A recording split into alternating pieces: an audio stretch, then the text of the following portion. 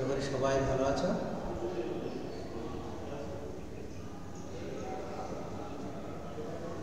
তোমাদের যে বিষয়ে পড়ানো হচ্ছিল এর আগের দিনে যেখানে আমি শেষ করেছিলাম সেখান থেকে শুরু করবো আজকে।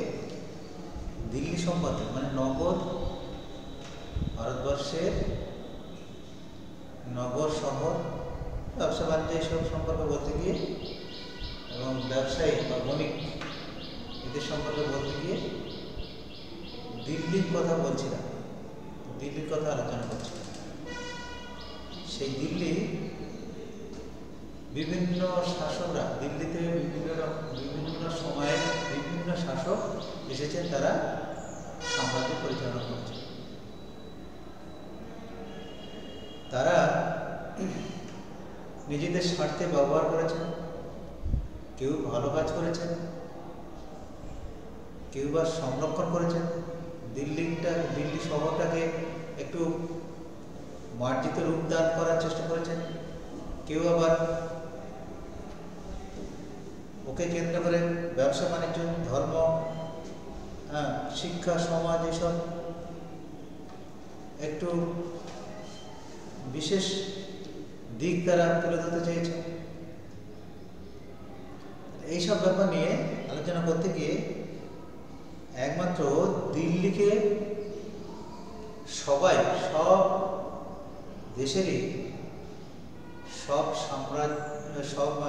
শাসকরা, বিশেষ করে তুর্কিরা বা আরো অন্যান্য ইংরেজ, ওলন্দাজ, পর্তুগিজ, এরা সবাই যারা এসেছেন সব কিন্তু ওই দিল্লিকে কেন্দ্র করে। দিল্লি তখন খুব ভালো একটা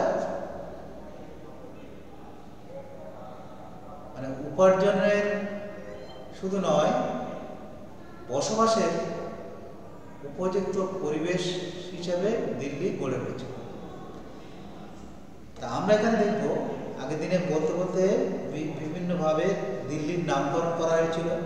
সেই নামকরণগুলো পরপর বলেছি, দিল্লিকে কীভাবে নামকরণ, হজরতি দিল্লি, কোটলা, এইসব নাম।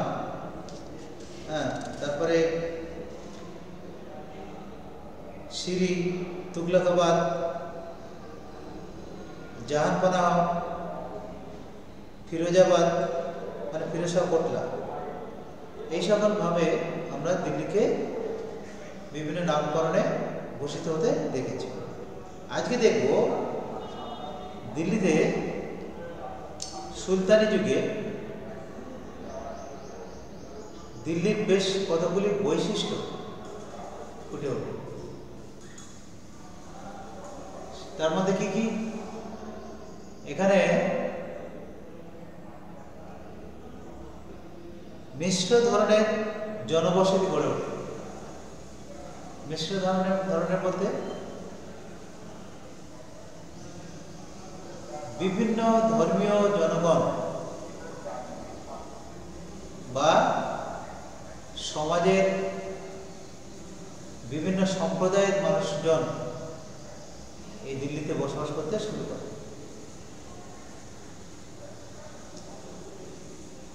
তবে এখানে কিন্তু কোনো ধর্মীয় বা জাতপাতের উপর নির্ভর করে এখানে কোনো বসতি গড়ে ওঠে।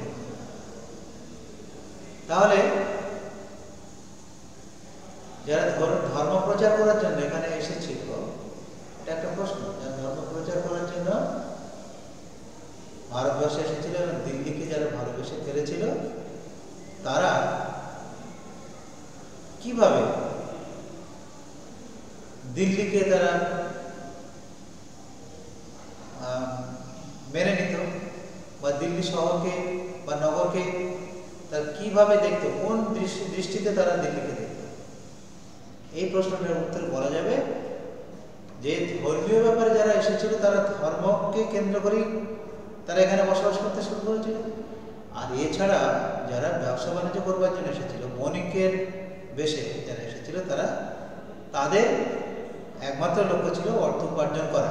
তাই যেভাবে হোক ব্যবসা বাণিজ্যকে তারা বড় করে দেখেছিল।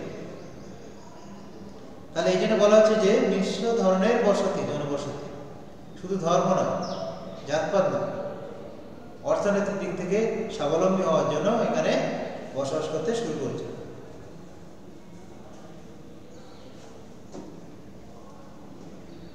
একই পেশার কারিগররা জাত পাত ধর্ম বর্ণ নির্বিশেষে তারা এখানে একই জায়গাতে থাকতো।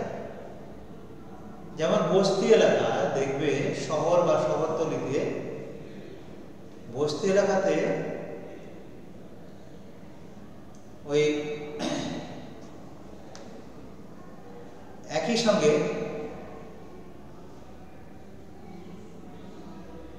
বিভিন্ন সম্প্রদায়ের বিভিন্ন জাতিগোষ্ঠীর মানুষ বসবাস করে থাকে। তাদের ঘরগুলি তৈরি করা একই চালার মধ্যে, মানে একটা হল ঘর, তার মাঝখান থেকে ভাগ পার্টিশন করা আছে, কিন্তু সেই ঘরের ভেতরে বিভিন্ন গোষ্ঠী জাতপাত নির্বিশেষে, ধর্ম বর্ণ নির্বিশেষে সবাই এখানে বসবাস করত। এটা একটা দিল্লির বৈশিষ্ট্য। তাহলে এখানে ধনী দরিদ্র শুধু নয়, একই ধর্মীয় সম্প্রদায়ের মধ্যে নয় শুধু, এখানে বিভিন্ন সম্প্রদায়ের মানুষ বিভিন্ন ভাবে বিভিন্ন পোশাকের মধ্যে থেকে বিভিন্ন পোশাক ব্যবহার করে তারা কিন্তু এখানে বসবাস করতে শুরু করেছে। আর শুধু পোশাক দেখে নয়, তাদের কার্যকলাপ, পোশাক এই কথাই বললাম কারণ ধর্মীয়ভাবে মানুষকে জানবার জন্য একটা পোশাকের দরকার হয়, সেই জন্য বলা হচ্ছে যে তারা বিভিন্ন ধরনের ধর্মীয় পোশাক পরে তারা এখানে কিন্তু বসবাস করেছে। আবার কি, এখানে যারা কাজ করতে এসেছে এই শহরে যারা, দিল্লি শহরে যারা কর্ম উপলক্ষে এসেছে, তারা কিন্তু কাজের মধ্যে তারা জীবন বা তাদের সময়গুলি অতিক্রান্ত হয়েছে। এবার মানুষের যে সমাগম, জনসমাগম, বহু মানুষ তারা কোথায় থাকবে? শুধুমাত্র একটা জায়গাতে থাকা কি সম্ভব? ওই দিল্লির উপরে থাকা সম্ভব? গড়ে উঠল কি পার্শ্ববর্তী এলাকায় কসবা, যাকে বলা হচ্ছে শহরতলি। আমাদের কলকাতার যে শহরতলি, যেমন ডানকুনি, বারাসাত, সোনারপুর, বজবজ, এইসব এলাকাগুলি কিন্তু শহরতলি, মানে শহর থেকে কোনো অংশে কম নয়, তবে দূরত্বটা একটু বেশি, শহর থেকে একটু দূরত্ব বেশি থাকায় এগুলোকে বলা হচ্ছে শহরতলি, শহরের মতো। তাহলে এই কসবাকে ওখানকার ভাষায় বলা হতো কসবা, দিল্লিতে বলা হতো কসবা। আমাদের কলকাতাতে কসবা বলে একটি জায়গা আছে, যেমন চটি অর্থাৎ একটা জনবসতি সেখানে থাকবে, একটা ক্ষুদ্র নগর বলতে পারো, বিভিন্ন দিকের সঙ্গে যোগাযোগ হয়, সেরকম একটা জায়গাকে বলা হচ্ছে চটি বিশেষ। তা তেমনি কসবা মানে শহর বা শহরতলি, শহরের মতো।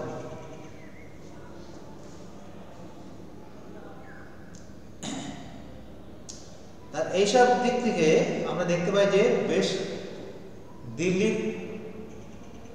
দিল্লিতে লোক বসতি যখন বেশি পরিমাণে, অধিক পরিমাণে বেড়ে যাচ্ছে, তখনই সেখানে ওই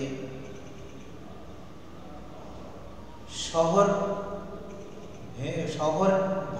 ভাঙেনি, শহর থেকে লোক আরেকটু দূরে গিয়ে সেখানে শহরতলি বা কসবা গঠন করছে। আর এই গ্রাম এবং শহরের কোনো সীমানা ছিল না, তাই এই কসবাগুলির সীমানা কিন্তু নির্দিষ্ট নয়, আরো বেশি পরিমাণে হয়তোবা কোনো সময় বেশি দূর পর্যন্ত বিস্তার লাভ করেছে। এরপরে আবার দেখো বর্তমানে শহরগুলি বা নগরগুলি গড়ে ওঠায় এখানে যেমন খাদ্য সমস্যা দেখা দিল, তেমনি জলের সমস্যা, পানীয় জলের সমস্যা। বহু মানুষ থাকলে তাদের প্রধানত দরকার পানীয় জল। এই পানীয় জলের জন্য তারা কিন্তু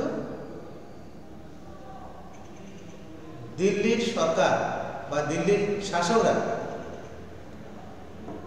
পানীয় জলের সমস্যা মেটানোর জন্য হৌজ বা পুকুর খুঁড়ে দিয়েছে।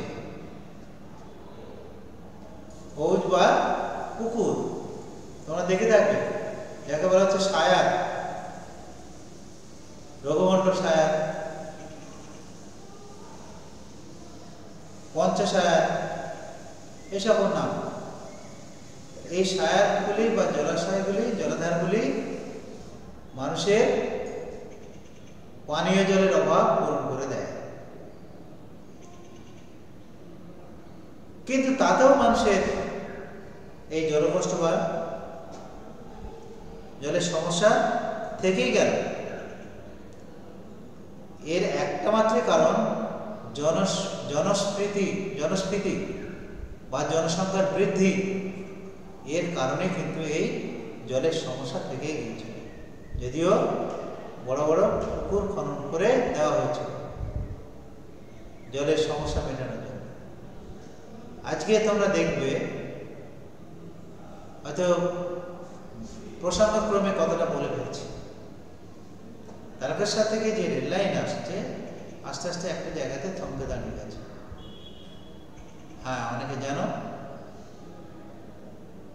যেটা বৌঘাটের পরে এবং কামারপুকুরের মাঝখানে ওখানে একটা বড় দিঘি বা জলাশয় বা হৌজ ওখানে কিন্তু প্রকৃতিগতভাবে হয়েছে। পরে অবশ্য যারা শাসক সম্প্রদায় তারা ওখানে সংস্কার করে ওখানকার কিছু মানুষের জন্য, উপকারের জন্য। ওইখান দিয়ে রেল লাইন আসার কথা মানুষ বাধা হয়ে দাঁড়িয়েছে, কারণ তারা দেখাতে যাচ্ছে তাদের অজুহাত হলো ওই জলাশয় তাদের অনেক মূল্যবান, বিভিন্ন দিক থেকে মানুষজন ওই জল নাকি আগে পান করতো ওখান থেকে, এখন অবশ্য করে না।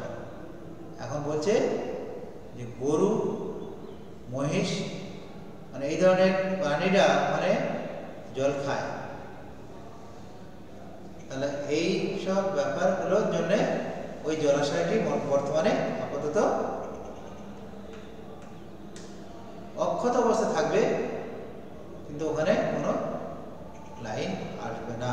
তাই তো এখন বাবা দিঘি মানুষকে ভাবিয়ে দিয়েছে। যাই হোক, ওটা একটা দিঘি বা জলাশয় বা হৌজ, সেই কথা বলতে গিয়ে কথাটা আমি বললাম। তাহলে শহরে যখন জলাশয় জলের সমস্যা দেখা দিল, তখন কি হলো? মানুষ নদীর দিকে আস্তে আস্তে গেল, শহরটাকে আর বাড়াতে বাড়াতে নদীর দিকে নিয়ে চলে গেল। তোমরা দেখে থাকবে নদীর তীরবর্তী এলাকায় নদীর স্রোত কমে গেলে, যাকে বলে টান কমে গেলে আস্তে আস্তে কি হয়? পলি সঞ্চিত হয়ে দুই পাড়ে তটভূমি তৈরি হয়, যে ভূমি চাষের পক্ষেও বিভিন্নভাবে যে ভূমিকে কাজে লাগানো সম্ভব হয়। তাহলে এই যে ব্যাপারটা আমরা দেখলাম যে শহর ছেড়ে মানুষ এবার নদীর দিকে ধাবিত হচ্ছে। এবারে নদীর দিকে ধাবিত হওয়ার আরো অনেক অসুবিধাও আছে, কারণ নদী খানিকটা বন্ধ হয়ে যাচ্ছে, মাটি ফেলে নিজের জমি তৈরি করে নেওয়া হচ্ছে। তাহলে সেই নদী আস্তে আস্তে অনেকটা দূরে সরে যাচ্ছে, ঠিক জলাশয়ের মাঝের দিকে চলে যাচ্ছে। এই জন্যে ঘিরে যে শহরগুলি যে এক্সটেনশন করা হয়েছিল বা বেড়েছিল শহরগুলি, সেখানে মানুষের বসবাস থাকায় ওই নদীকে অনেক গুরুত্ব তারা দিতে পেরেছিল। তাহলে এখানে যমুনা নদীর গুরুত্ব কখন হয়েছিল? এই সময় বলবে যে যখন শহর ভেঙে যায়, শহরকে আরেকটু নতুনভাবে সাজানো গোছানো হয়, মানুষের জায়গার অভাব হয়, তখন মানুষ কিন্তু ধীরে ধীরে এই নদীর তীরবর্তী এলাকার দিকে আসতে শুরু করে।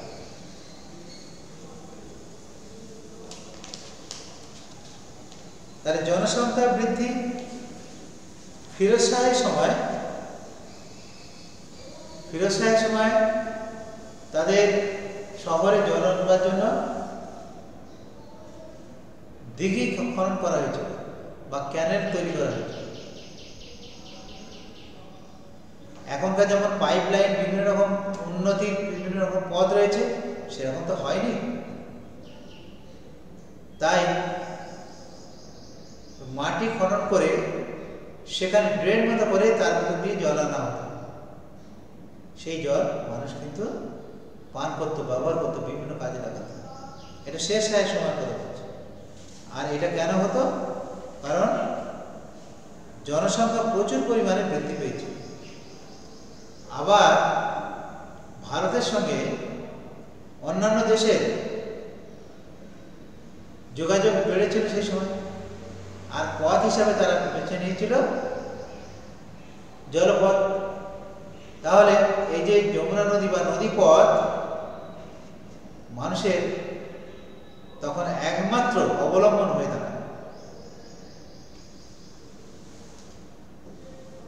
মোহাম্মদ বিন তুগলক কি করেছিলেন? সেই সময় রাজধানীকে পরিবর্তন করেছিলেন। রাজধানী পরিবর্তন, দিল্লি থেকে দৌলতাবাদ। আর সম্রাটরা যখনই এসেছেন তখন কিন্তু এই ধরনের পরিবর্তন তারা করে গেছে। নিজেদের সুখের জন্য, সুযোগ সুবিধাকে বাড়ানোর জন্য তারা কিন্তু এই ধরনের মোহমোহ পরিবর্তন ঘটিয়েছে। তাহলে মোহাম্মদ বিন তুগলক তিনি দিল্লি এবং দৌলতাবাদকে সাজিয়েছিলেন। তার গল্প নিশ্চয়ই তোমরা জানবে যে তিনি সাম্রাজ্যকে, রাজধানীকে পরিবর্তন করেছিলেন বিভিন্ন রকম কারণে। আর বিভিন্ন রকম অত্যাচার, দস্যু ইত্যাদি। এই যে বলছে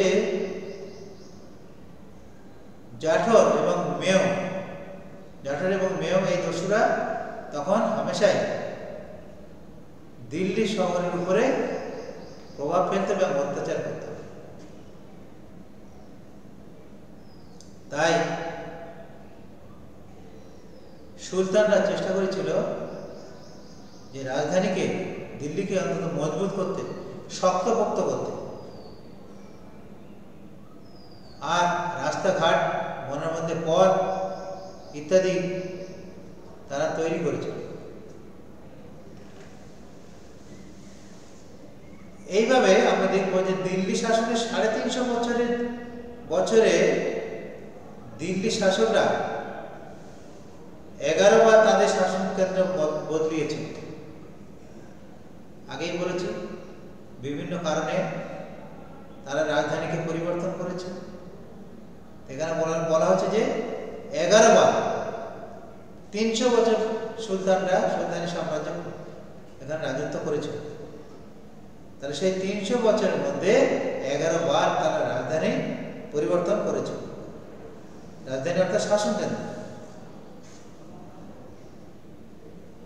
কারণ তারা কোনো জায়গাতে স্থায়ীভাবে বসবাস করতে পারছিল না। আর যে শহরগুলি তৈরি করেছিল, নগরগুলি তৈরি করেছিল, সেগুলো মজবুত ছিল না। তা এই যে মজবুতহীন শহরগুলি বা নগরগুলিতে মানুষের বসবাস করা খুবই কষ্টদায়ক হয়েছে। মোটামুটি ভাবে ধরা যায় যে সুলতানরা দিল্লিতে 300 বছর টিকে ছিলেন। তার মধ্যে 1505 খ্রিস্টাব্দে সিকান্দার লোধি সঙ্গে আগ্রা শহরের বিকাশ শুরু হয়। সুলতান সাম্রাজ্যের রাজধানী চলে যায় আগ্রাতে। এরপর প্রায় 130-40 বছরের বেশি সময় ধরে দিল্লি শহরের রাজনৈতিক গুরুত্ব কমে এসেছে। যদিও সুফি সাধকদের ঐতিহাসিক বা ঐতিহ্যের কেন্দ্র হিসেবে এই শহর হিন্দুস্তানের জনজীবনে বরাবরই এই মর্যাদা পেয়ে এসেছে। ঠিক এই সময় দেখো, একটা জিনিস দেখো, যখন বাইরের কোন শাসকরা, মুসলিম শাসকরা ভারতবর্ষের দিল্লিকে তারা শাসন করছে, সেই সময় আরো তাদের উপরে আক্রমণ করবার জন্য মুঘল সম্রাটরা তারা প্রভাব বিস্তার করে। তখন লোধি বংশের